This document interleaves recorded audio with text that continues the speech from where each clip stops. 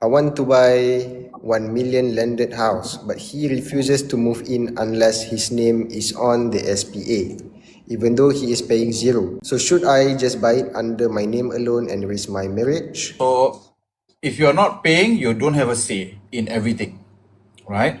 Now, the only time, for example, kalau I setuju sebagai lelaki for my partner punya nama tu ada dekat dalam property tu, is that bila dia mengorbankan diri untuk berhenti kerja, dia ada income, dia korbankan diri sebab I minta dia berhenti kerja. Sebab I think his concern is valid, okay? If dia pindah kat rumah you and then you katalah you nak dia bayar half and apa semua tu, is beyond his affordability. He cannot afford it on a 3K punya salary. Right? Number one. Number two, why do you need a 1 million punya landed property? Bila cerita pasal dah berkahwin dan dah bernikah ni, I think Nilofa really put it quite accurately.